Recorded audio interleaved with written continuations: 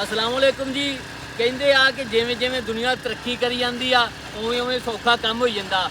ਪਹਿਲਾਂ ਅਸੀਂ ਵੇਖਦੇ ਹੁੰਦੇ ਸੀ ਕਿ ਦਾਤਰੀਆਂ ਦੇ ਨਾਲ 3 ਤੋਂ 4 ਦਿਨ ਲੱਗਦੇ ਸੀ ਜਾਂ 5 ਦਿਨ ਲੱਗਦੇ ਸੀ ਤੇ ਸਾਰਾ ਜੀ ਪੂਰਾ ਟੱਬਰ, ਐਵੇਂ ਗੱਲ ਆ ਭਾਈ ਮਨੀਰ, ਪੂਰਾ ਟੱਬਰ ਲਾ ਕੇ ਤੇ ਫਿਰ ਉਹ ਕਿੱਲਾ ਦਵਾੜਾ ਖੱਤੀ ਕਿ ਮਸਾਂ ਹੀ ਕੰਪਲੀਟ ਹੁੰਦਾ ਸੀ, ਮਤਲਬ ਕਿ ਵੱਢਿਆ ਜਾਂਦਾ ਸੀ।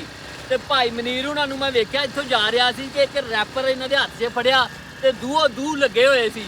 ਤੇ ਮੈਂ ਕਿਹਾ ਚਲੋ ਇਹਨਾਂ ਕੋਲੋਂ ਪੁੱਛ ਲੈਂਦੇ ਆ ਵੀ ਇਹਦਾ ਕੀ ਰਾਜ਼ ਆ ਤੇ ਕਿੱਥੋਂ ਲਿਆਂਦਾ ਤੇ ਕਿੰਨੀ ਦੇਰ 'ਚ ਵੱਢ ਦਿੰਦੇ ਆ।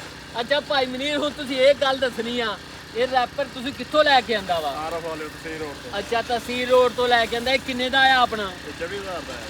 24000 ਦਾ। ਅੱਛਾ, ਇਹ ਕਿੱਲਾ ਵਾ ਪੂਰੀ ਜ਼ਮੀਨ, ਤੁਸੀਂ ਦੱਸਿਆ ਪਹਿਲੋਂ ਵੀ ਇਹ ਪੂਰੀ ਜ਼ਮੀਨ ਕਿੱਲਾ, ਤੇ ਇਹ ਕਿੰਨੀ ਦੇਰ 'ਚ ਆਪਾਂ ਵੱਢ ਲਵਾਂਗੇ? 2 ਦਿਨਾਂ ਜੀ। ਪਾਣੀ ਪੂਣੀ ਵੀ ਪੀਂਦੇ ਹੁੰਦੇ ਆ ਕਿ ਨਹੀਂ? ਅੱਛਾ, ਮੈਂ ਕਿਹਾ ਸ਼ਾਇਦ ਦੂਰ ਲੱਗੇ ਹੋਏ ਸੀ ਨਾ, ਮੈਂ ਕਿਹਾ। ਅੱਛਾ ਇਹ ਦੱਸੋ, ਇਹਨੂੰ ਬੰਦ ਕਰੋ 1 ਮਿੰਟ ਵਾਸਤੇ। ਅੱਛਾ, ਇੱਥੋਂ ਆ ਬਟਨ ਬੰਦ ਕਰਨ ਵਾਸਤੇ। ਅੱਛਾ ਇਹ ਦੱਸੋ ਕਿ ਇਹ 2 ਦਿਨਾਂ 'ਚ ਤੁਸੀਂ ਵੱਢ ਲਓਗੇ, ਇਹਦੇ ਵਿੱਚ ਪੈਟਰੋਲ ਕਿੰਨਾ ਜ਼ਾਇਆ ਹੋਊਗਾ? ਮਤਲਬ ਕਿ ਜਿਹੜਾ ਪੈਟਰੋਲ ਇਹਨੇ ਖਾਣਾ ਵਾ 3 ਤੋਂ 4 ਲੀਟਰ ਜ਼ਾਇਆ। 3 ਤੋਂ 4 ਲੀਟਰ। ਤੇ ਇਹਦੀ ਵਢਾਈ ਤੁਹਾਨੂੰ ਕਿੰਨੀ ਮਿਲੇਗੀ? ਕਿੰਨੇ ਮਣ?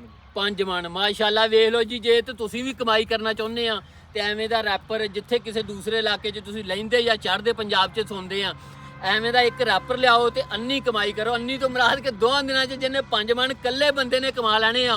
ਜੇ ਉਹਨਾਂ ਦੇ ਘਰ ਦੇ ਵਿੱਚ 4 ਜਾਣੇ ਆ, ਜਿਹੜੇ ਬੰਦੇ ਆ, ਮਤਲਬ 4 ਜਾਣੇ ਵੀ ਲੱਗੇ ਹੋਣ ਅਲੱਗ-ਅਲੱਗ ਕਿੱਲਿਆਂ ਦੇ ਵਿੱਚ, ਤੇ ਉਹ ਭਾਈ ਮਨੀਰ ਕਿੰਨੀ ਕਮਾਈ ਹੋ ਗਈ? ਸੋਹਣੀ। ਅੱਲਾਹ ਤਾਲਾ ਰੋਜ਼ੀ ਦਿੰਦਾ ਕਿ ਨਹੀਂ? ਪਾਣੀ ਭਾਈ ਮਨੀਰ ਪੀਂਦਾ ਵਾ ਖੱਤੀ ਪੂਰੀ ਕੰਪਲੀਟ ਕਰਕੇ ਤੇ ਫਿਰ ਪੀਂਦਾ, ਐਵੇਂ ਗੱਲ ਆ? ਨਹੀਂ ਜੀ। ਅੱਛਾ, ਤੇ ਇਹ ਜਿਹੜੀਆਂ ਭਰੀਆਂ ਆਪਾਂ 5 ਮਣ ਦੇ ਵਿੱਚ, ਇਹ ਪੂਰੀ ਗੱਲ ਦੱਸਣੀ ਆ ਕਿ ਭਰੀਆਂ ਵੀ ਆਪਾਂ ਪਾਉਣੀਆਂ ਕਿ ਇਹ ਭਰੀਆਂ ਹੋਰ ਕਿਸੇ ਨੇ? ਨਹੀਂ, ਭਰੀਆਂ ਵੀ ਆਪਾਂ। ਅੱਛਾ, ਭਰੀਆਂ ਵੀ ਆਪਾਂ ਤਿਆਰ ਕਰਕੇ ਦੇਣੀ ਹੈ। ਅੱਛਾ, ਭਰੀਆਂ ਤਿਆਰ ਜਦੋਂ ਉਹ ਥ੍ਰੈਸ਼ਰ ਹੋਣੀ ਆ ਉਦੋਂ ਆਪਣਾ ਕੰਮ ਖਤਮ ਕਿ ਉਹ? ਨਹੀਂ, ਉਹ ਖਤਮ ਬਸ। ਅੱਛਾ, ਆਪਣਾ ਕੰਮ ਸਹੀ ਹੋ ਗਿਆ, ਆਪਣਾ ਕੰਮ ਖਤਮ ਹੋ ਗਿਆ। ਅੱਛਾ, ਇਹ ਭਾਈ ਮਨੀਰ ਹੁਣ ਆਪਾਂ ਨੂੰ ਚਲਾ ਕੇ ਵਿਖਾਉਣਗੇ ਕਿ ਕਿਵੇਂ ਚੱਲਦੀ ਹੈ, ਤੇ ਆਪਾਂ ਟਾਈਮ ਵੀ ਨੋਟ ਕਰਨਾ ਕਿ ਕਿੰਨੇ ਕੁ ਮਿੰਟਾਂ 'ਚ ਕਿੰਨੀ ਕੁ ਵੱਢ ਦੇਂਗੇ। ਤਾਂ ਤੁਸੀਂ ਆਪਣੀ ਫੁਰਤੀ ਵਿਖਾਉਣੀ। ਆਓ ਜੀ, ਆਓ ਇੱਥੇ ਲਿਆ ਕੇ ਲੋਕ ਕਲੋਜ਼ ਕਰ, ਉਹਨੂੰ ਜਿੱਥੋਂ ਮਾਰਦਾ ਸਟਾਰਟ ਕਰਦਾ ਸਾਰਾ ਹੋ ਜਾਂਦਾ। ਪਰ ਇਹਨਾਂ ਨੂੰ ਛੋੜ